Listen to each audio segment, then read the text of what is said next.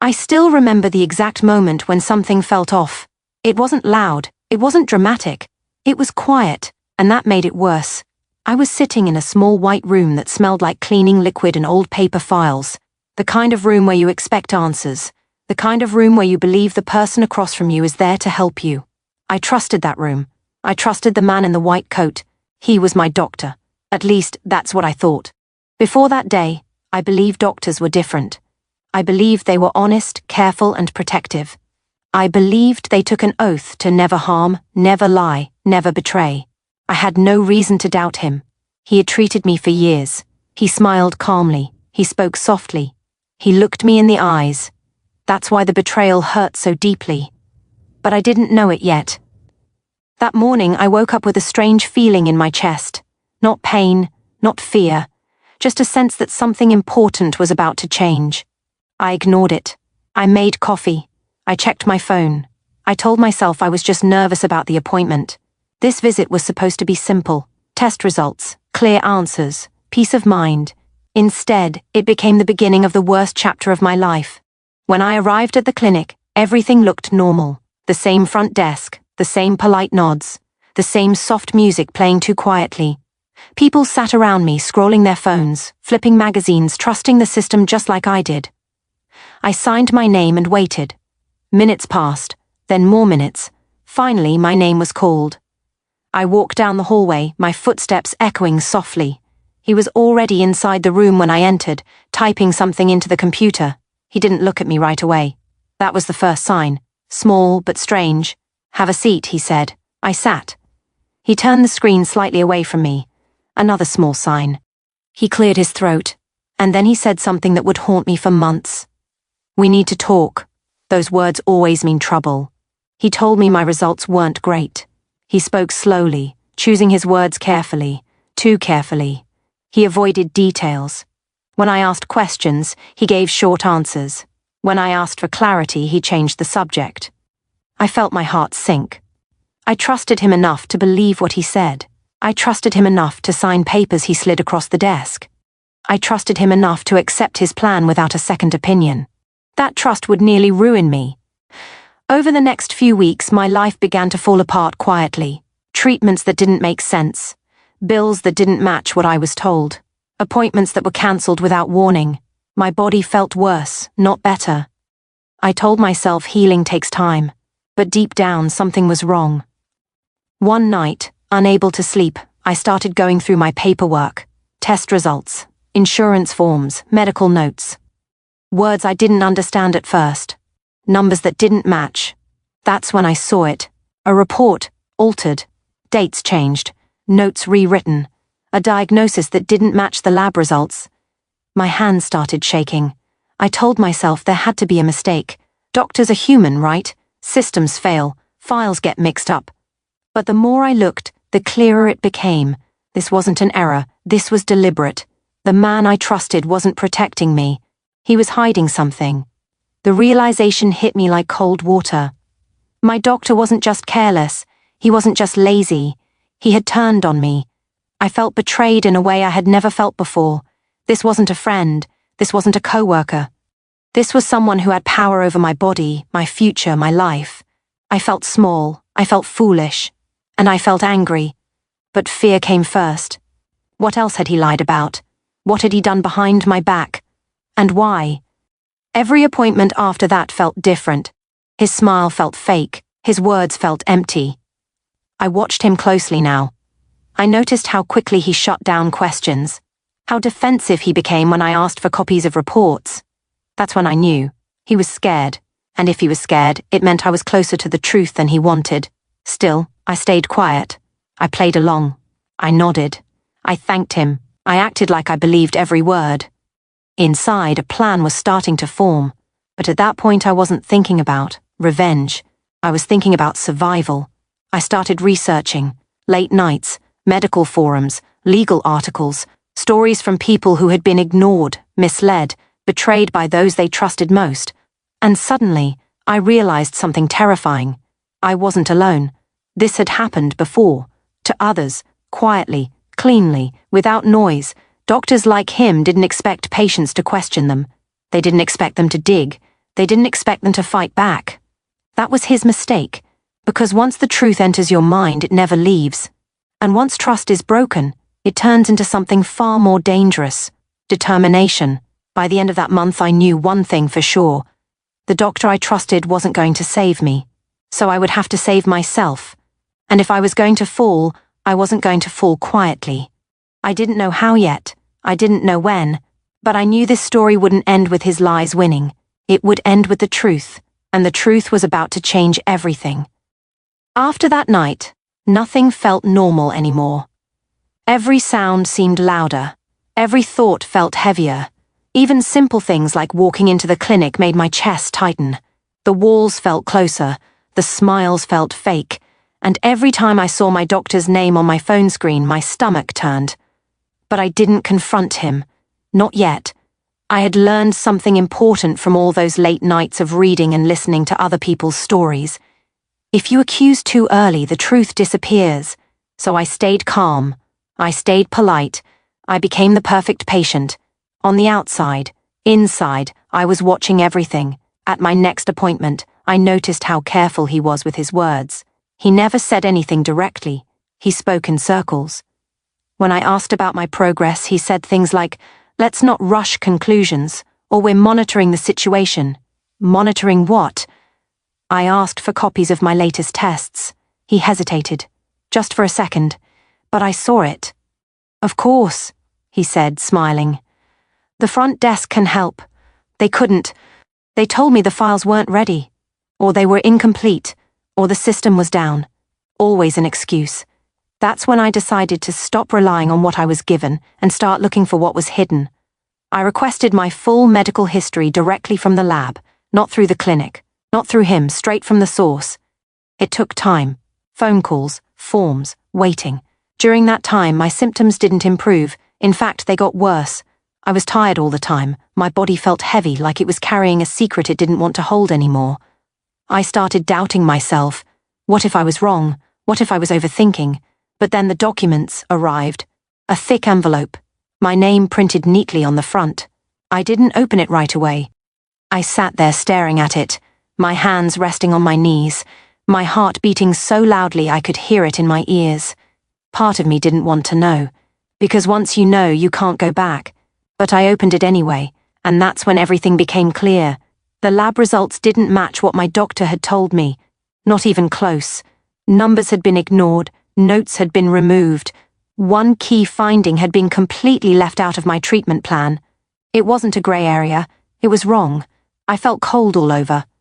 I read the pages again and again, hoping I had misunderstood something, hoping there was a simple explanation. But the more I read, the clearer it became. He hadn't just misled me. He had made decisions that benefited someone else, and that someone else wasn't me. That's when I started asking a different kind of question. Why? I followed the trail quietly. I searched public records. I looked at partnerships. I noticed patterns in referrals, treatments, billing codes. And slowly, an ugly picture began to form. Certain patients were pushed towards certain procedures. Certain treatments were recommended more than others. And certain companies kept appearing in the background. This wasn't about my health anymore. This was about money. The realization made me sick in a way no diagnosis ever could. I remembered every time he rushed me out of the room, every time he brushed off my concerns, every time he said, "Trust me." I had trusted him, and he had used that trust. Still, I didn't explode. I didn't scream. I didn't threaten.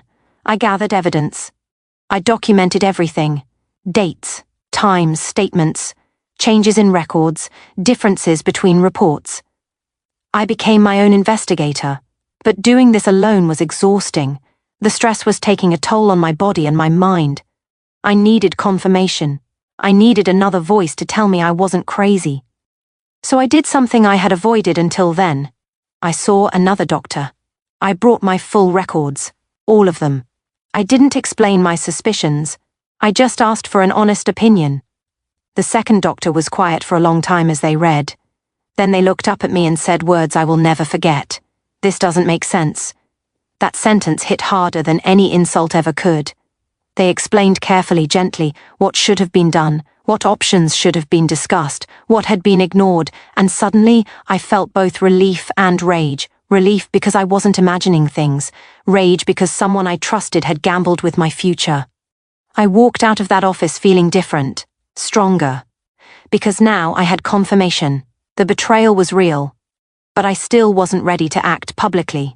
Not yet. I knew that going after someone like him wouldn't be easy. He had connections, he had a reputation, he had power. If I made one wrong move, the story could be twisted. I could be painted as confused, emotional, unreliable. That's how stories like this get buried. So instead of rushing, I slowed down. I continued my treatment elsewhere, quietly rebuilding my health. I smiled during my final visits with him. I thanked him for his care. I let him believe I was still unaware. But inside, something had changed. I was no longer afraid of him. I was studying him. I noticed how confident he was, how sure he seemed that I would never question him, how comfortable he felt in his position. People like that don't expect consequences, and that's what makes them vulnerable. I began preparing for the next phase. Not revenge yet. Exposure. Because revenge without truth is just anger. But truth, when revealed at the right moment, becomes unstoppable. I didn't want to destroy him emotionally. I wanted to shut down the lies. I wanted the truth to speak so loudly that it couldn't be ignored. And as I gathered more proof, one thing became clear. If I stayed silent, he would keep doing this to others. And I couldn't live with that. So I made a decision. I wouldn't just fight back. I would do it publicly. But first, I had to be smart, because the next step would change everything. And once I took it, there would be no turning back. There's a strange moment that happens after betrayal. It's not the anger, it's not the sadness, it's the silence. A heavy, uncomfortable silence, where you realize you now know something you can't unknow. You can pretend everything is fine, but deep down you understand that pretending comes with a price. And I was starting to feel that price. Every day I woke up with the same question pressing against my chest. How long can I stay quiet? At first, staying silent felt like control, like power. I knew the truth, and he didn't know that I knew. That gave me a strange sense of safety.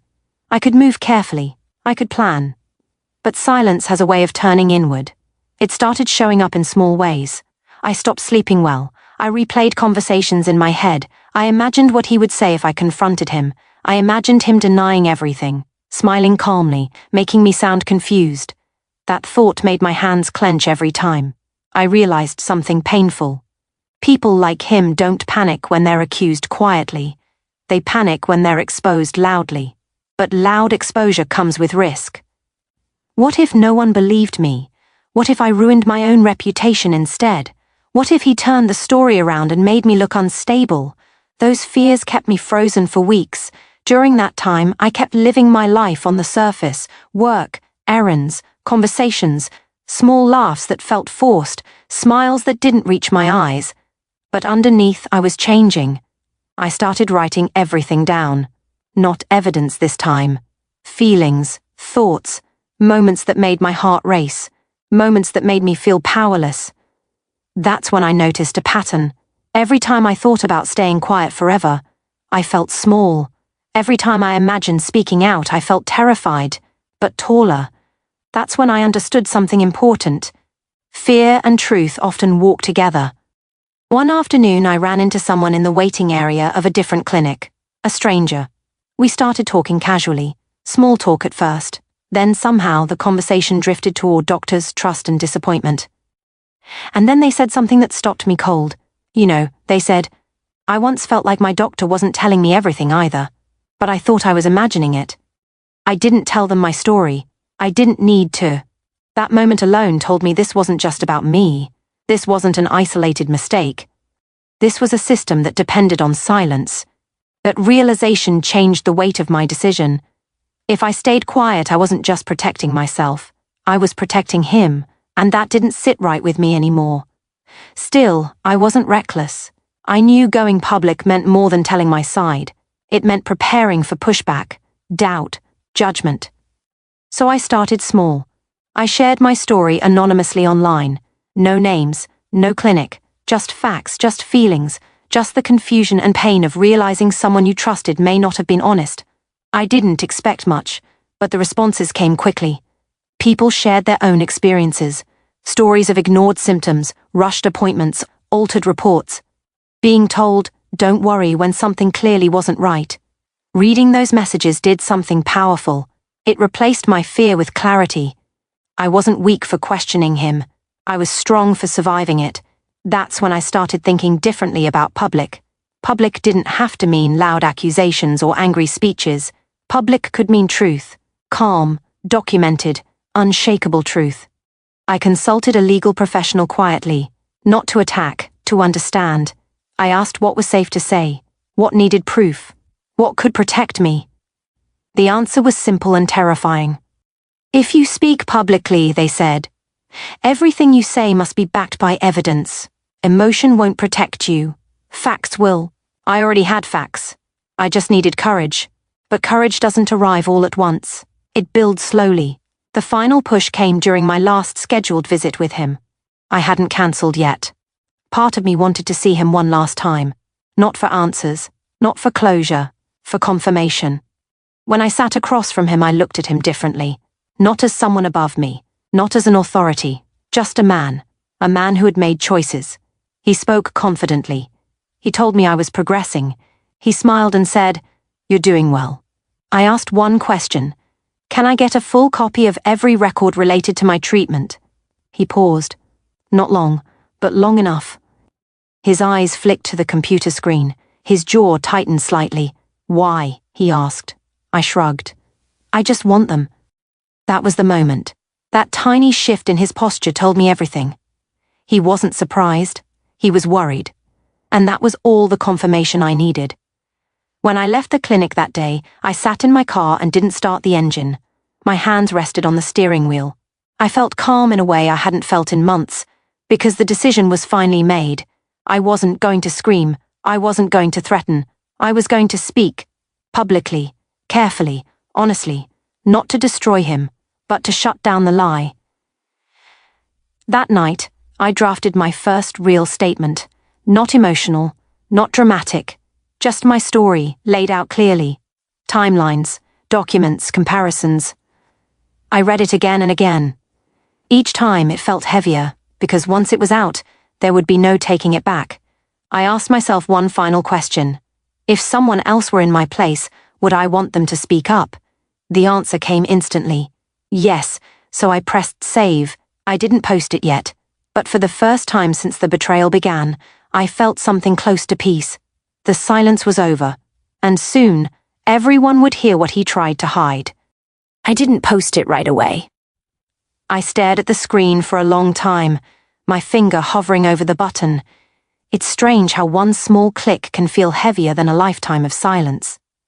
Once the truth goes out, it doesn't belong to you anymore. It belongs to everyone.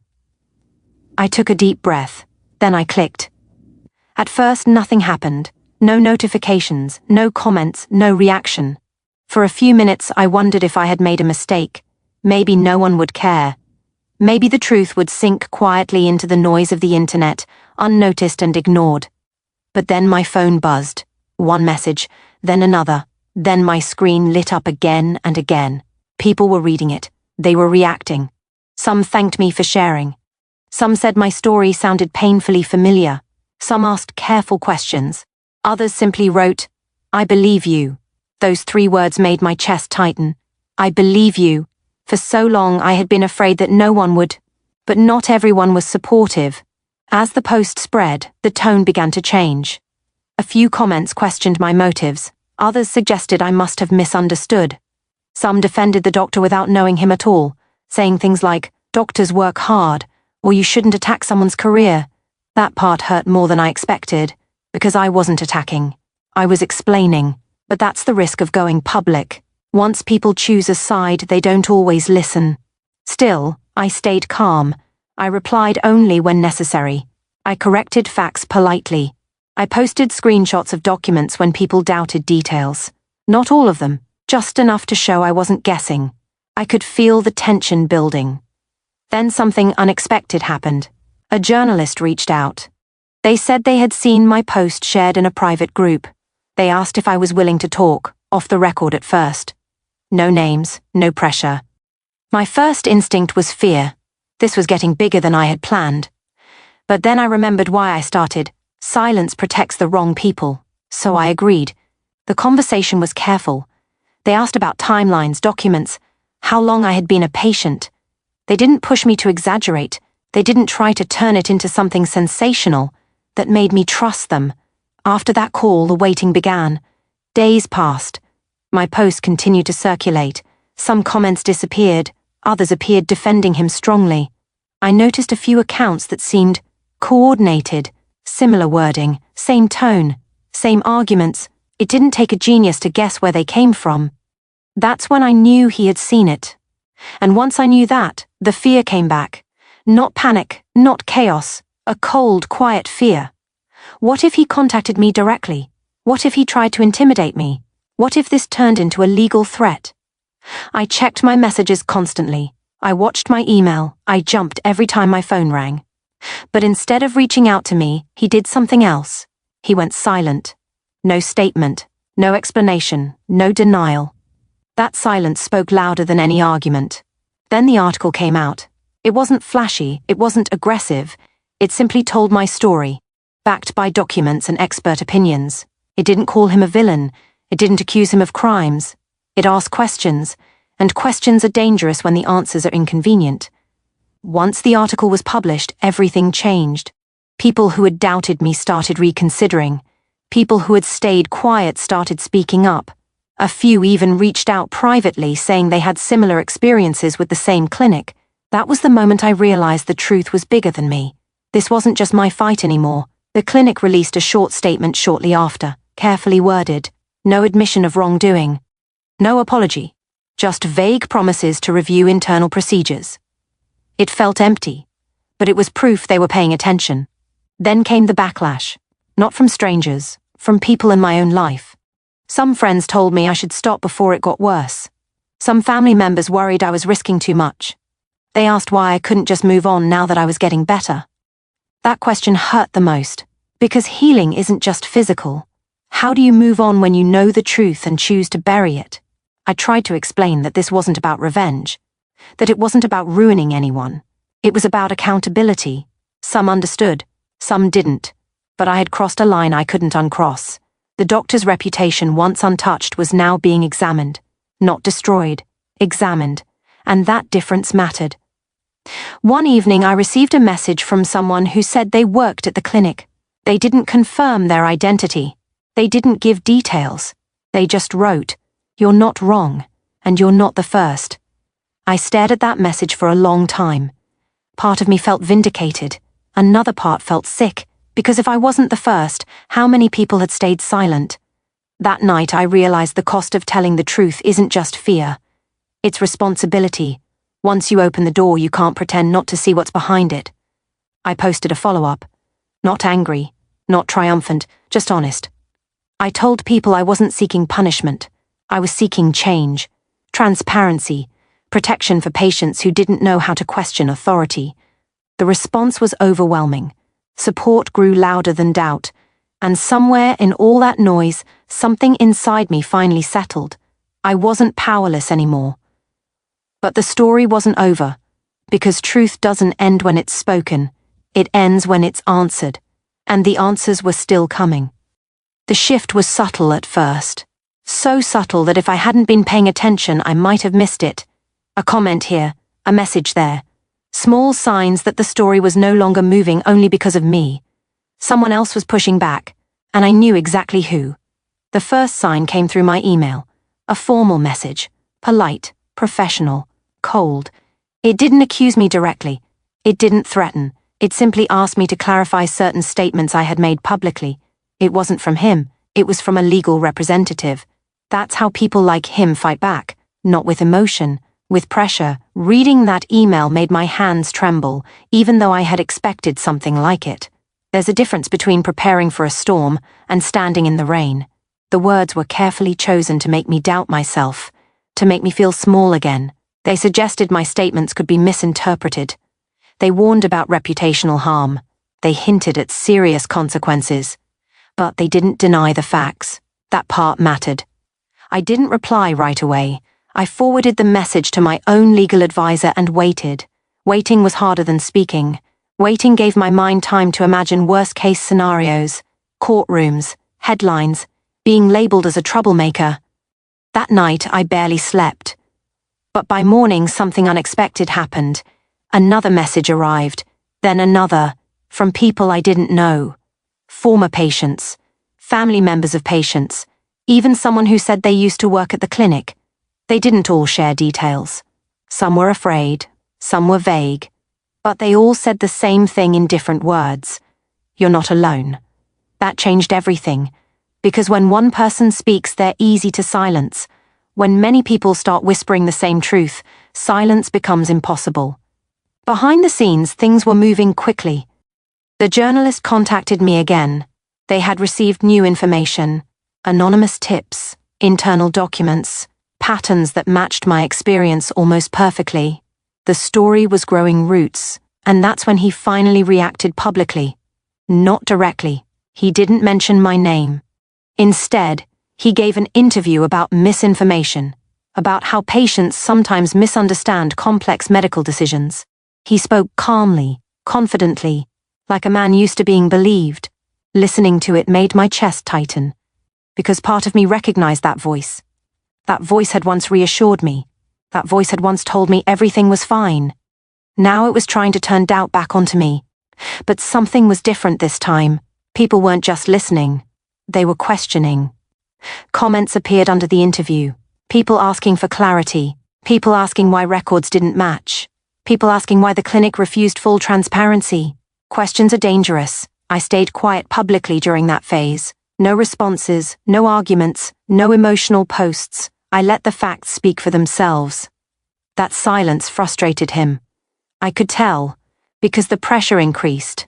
More emails, more warnings, more suggestions that I should consider stepping back for my own well-being.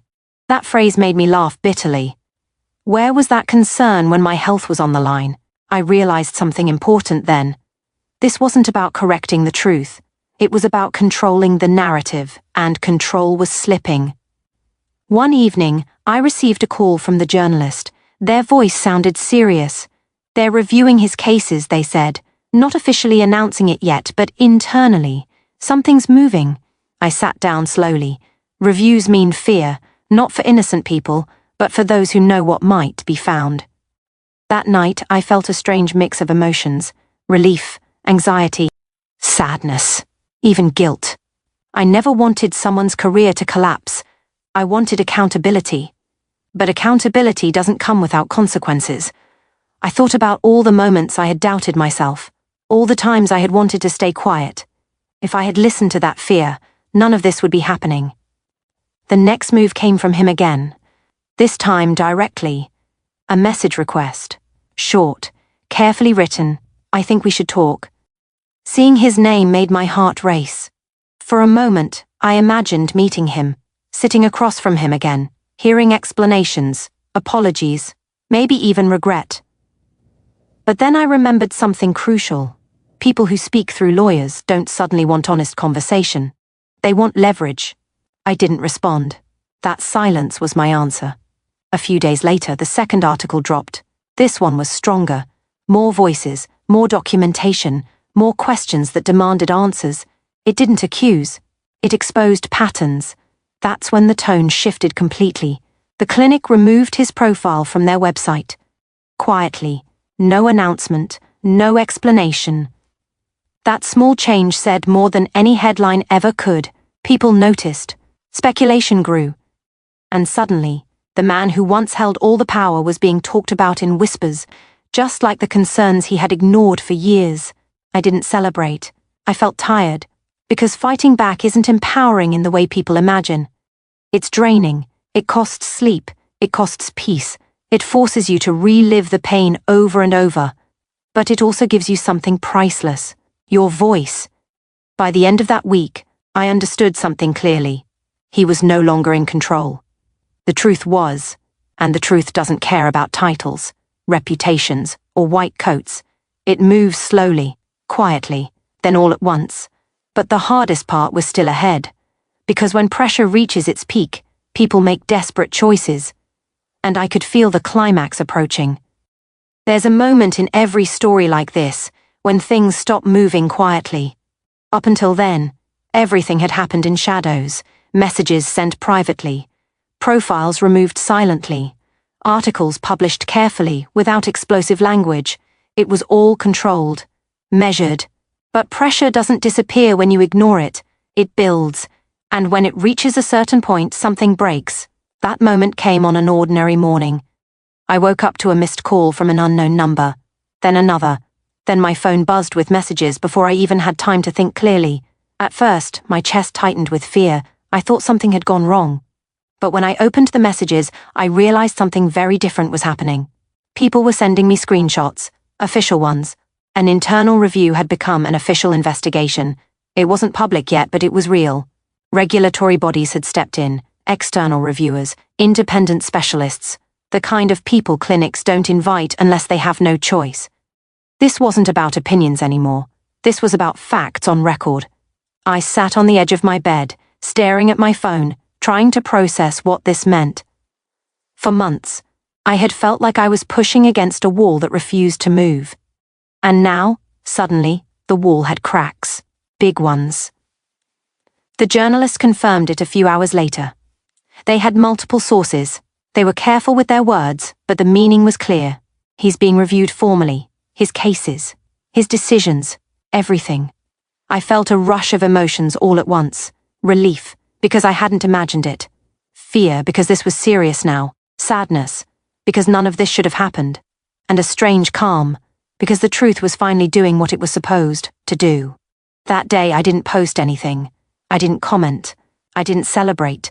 I stayed quiet. Because I had learned something important by then. When the truth reaches this stage, it doesn't need help, it moves on its own. Behind the scenes, things started unraveling fast. People reached out to me with updates they probably shouldn't have shared. Meetings being held behind closed doors, files being reviewed line by line, staff being questioned. And then, something I didn't expect, an apology. Not from him. From the system. A short, carefully written message from a regulatory office acknowledging that my complaint had been received and was being taken seriously. They didn't admit wrongdoing. They didn't promise outcomes, but they listened. For the first time since this began, I felt seen by something bigger than social media. That night, I sat alone and thought about everything that had led me here. The trust, the doubt, the fear, the moment I almost stayed silent forever. If I had done that, none of this would be happening. But the turning point wasn't just the investigation. It was his reaction to it. Instead of cooperating quietly, he pushed back hard. He released a statement. This time it wasn't calm. It was defensive. He claimed he was being targeted. He suggested the media had twisted facts. He hinted that one disgruntled patient had caused unnecessary chaos. I read that line 3 times. One disgruntled patient. That's how easily people like him reduce real harm. But that statement backfired. Because by then, it wasn't just me. Others spoke up publicly. Not all with names, not all with faces, but with enough detail to make it impossible to ignore. Stories that mirrored mine, timelines that lined up, decisions that made no sense until you saw them together. The narrative shifted. This was no longer about whether I was telling the truth. It was about how long the truth had been ignored. And once that shift happens, control is gone. The next article hit harder than any before it. Not because of dramatic language, but because of structure. It laid everything out step by step. Decisions, outcomes, patterns, no accusations, just exposure. I remember sitting there reading it, feeling strangely detached, like I was watching someone else's story unfold. My name was there, but it no longer felt like it belonged only to me. This had become a mirror, and a lot of people didn't like what they saw. The clinic responded again, but this time their words were cautious, too cautious. They announced temporary changes and policy reviews. They spoke about patient trust like it was a concept, not something they had broken. And then came the moment that changed everything. His license was suspended pending review, temporary, but powerful. That single decision did more than any post or article ever could. It sent a message that couldn't be brushed off or debated online. Something serious had happened. When I heard the news, I didn't feel joy. I felt still, because the moment wasn't about winning, it was about accountability finally catching up. People asked me how I felt. Some expected celebration, others expected tears. The truth was simpler. I felt lighter, not because someone was facing consequences, but because the weight of doubt had been lifted. For months, I had carried the fear that maybe I was wrong, maybe I had misunderstood, maybe I had ruined my own life for nothing. That fear disappeared, replaced by clarity. But clarity comes with responsibility. More people reached out now. Media requests, advocacy groups, patients asking what they should do next, how to protect themselves, how to speak up. I realized then that this wasn't just about exposing one person. It was about changing how power works in silence, and power hates light. That night, I went back and read my very first post, the one I almost never shared. The one written with shaking hands and a racing heart. I barely recognized that version of myself. That person was scared, but they were brave enough to speak anyway. The turning point wasn't the investigation. It wasn't the suspension. It was the moment I chose not to stay quiet. Everything else followed. But the story still wasn't finished. Because accountability doesn't end with consequences, it ends with impact. And the final chapters were about what came after the fall. When everything finally slowed down, I expected relief to wash over me. Instead, I felt emptiness. Not the peaceful kind, the quiet kind that comes after chaos, when your body hasn't caught up with reality yet. For so long, every day had been filled with tension, messages, updates, fear, and adrenaline. And then suddenly, nothing. The investigation was ongoing. His license was suspended. The clinic was under review. And I woke up to a normal morning. No urgent notifications, no new articles, no statements, just silence. But this silence was different from the one I had lived with before. This one didn't feel like suppression. It felt like space. Space to breathe, space to think. That's when the emotional cost finally arrived. I started feeling tired in a way sleep couldn't fix. My body had been running on survival mode for months, maybe longer. Now that the danger had passed, everything I had been holding back came rushing in. Anger I hadn't fully processed, sadness I didn't have time to feel, grief for the version of myself who trusted so easily. People around me assumed it was over, that I had won, that I should be happy now. But stories like this don't end cleanly. They leave marks. I began to notice how cautious I had become, how every appointment with a new doctor made my shoulders tense, how every professional smile made me question motives. Trust, once broken at that level, doesn't rebuild overnight. I attended my first follow-up appointment with a new healthcare provider around that time. They were kind, patient, transparent. They explained every step before taking it. They asked if I was comfortable, and still my heart raced. That's when I realized something painful. Even when the system starts correcting itself, the damage doesn't magically disappear. I wasn't just healing physically anymore. I was relearning how to trust. Public reaction continued to ripple outward. Advocacy groups reached out asking if I wanted to share my story in educational spaces. Patients messaged me saying they had asked better questions because of what I posted. Some even said they had caught issues early because they felt empowered to speak up. Those messages mattered. They reminded me that this wasn't all for nothing. But with visibility came another cost. Strangers felt entitled to my pain. Some wanted details I wasn't ready to share. Others pushed me to become a symbol, a spokesperson, a permanent voice for something that had nearly broken me. I had to learn how to say no. No to interviews I wasn't emotionally ready for. No to conversations that reopened wounds without purpose. No to carrying responsibility that wasn't mine. Speaking up doesn't mean sacrificing yourself completely. That lesson took time. Meanwhile, the clinic began implementing visible changes, new policies, transparency promises, patient access systems. On paper, it looked like progress, but I knew better than to confuse policy with culture. Real change takes more than statements. It takes listening, and that's when something unexpected happened. I received a message from a junior staff member at the clinic. Not anonymous this time. Nervous. Careful. They thanked me. They said my story had given them courage to speak up internally about things they had noticed but never felt safe questioning. Reading that message, my eyes filled with tears. Not because of validation, but because silence had been broken in more than one place. That was the real impact. Still, healing wasn't linear. Some days I felt strong, proud even. Other days I felt exposed and exhausted, wondering if I had shared too much of myself with the world. Late one night, I caught myself rereading old messages from the early days. The fear, the doubt, the hesitation. I asked myself a hard question. Would I do it again, knowing the cost? The answer didn't come immediately, because the cost was real. Stress had taken a toll on my health. Relationships had been strained. My sense of safety had been shaken. I had lost the comfort of anonymity forever.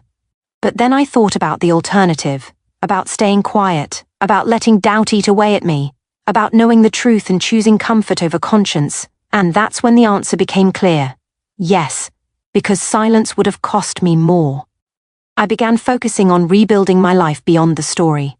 Small routines, exercise, time offline, conversations that had nothing to do with clinics or investigations. Slowly, my body began to feel like my own again. And in that quiet rebuilding phase, something shifted. I stopped seeing myself only as a victim of betrayal. I started seeing myself as someone who survived it. Not perfectly, not heroically, but honestly. The world moved on as it always does. Headlines faded, attention shifted, new stories replaced mine. And that was okay, because change doesn't need constant noise to exist. It just needs to take root. Still, there was one final chapter left. One that didn't belong to the public, one that belonged to me. Closure. Not from him, but from myself. Closure doesn't arrive the way movies show it. There was no dramatic meeting. No apology that tied everything together neatly. No moment where the past stood in front of me and explained itself. Instead, closure arrived quietly. It showed up on an ordinary afternoon, months after everything had slowed down. I was cleaning out old files on my laptop when I found a folder I hadn't opened in a long time. Medical records, screenshots, notes, messages, proof. The evidence that once kept me awake at night. I stared at the folder for a long moment, my hand hovering over the trackpad. There was a time when opening those files felt like armor, like survival, like the only thing keeping me steady. Now they felt heavy. I opened a few documents, read a few lines. And then something surprising happened. I didn't feel angry. I didn't feel afraid. I felt distant. That's when I understood something important. The power those records once held over me was gone. For so long, my life had been divided into before and after. Before the betrayal, after the exposure. Every decision, every emotion, filtered through that moment when trust was broken. But now, sitting there alone, I realized I was no longer living inside that story. I was standing outside it. That realization didn't erase the pain. It didn't rewrite the past, but it loosened its grip. I closed the folder. Not because I was pretending it never happened, but because I no longer needed to carry it every day. Around that time, I received one final update through official channels. The investigation had reached its conclusion. There were consequences, formal ones, quiet ones, the kind that don't always make headlines but change careers permanently. I read the message once. Then I put my phone down. I didn't feel satisfaction. I felt finality. And that was enough. I thought about him more than I wanted to admit. Not with hatred, but with curiosity. How does someone get there? How does someone slowly cross lines until betrayal feels justified in their own mind? But then I stopped myself. Understanding someone else's choices isn't the same as excusing them. And I didn't owe him understanding. What I owed myself was peace. I took a break from everything connected to the story. No posts, no updates, no advocacy conversations. Just quiet days filled with normal things. Cooking, walking, talking to friends about ordinary problems. At first, the quiet felt uncomfortable. Then it felt healing. One evening, while sitting alone, I asked myself a question I had avoided for a long time. Who am I without this fight? The answer didn't come immediately. Because for a long time, The fight had given my days structure, purpose, direction. Letting go of it felt like stepping into open space without a map, but slowly the answer formed. I was someone who trusted, someone who questioned, someone who spoke when silence felt wrong, and now, someone who knew how to let go. That was the hardest part. Letting go doesn't mean forgetting. It means choosing not to relive the harm every time you remember it. I began reframing the story in my mind, not as the day my doctor turned on me, but as the day I learned my voice mattered. That shift changed everything. I wasn't defined by his betrayal. I was defined by my response. I no longer needed validation from the public.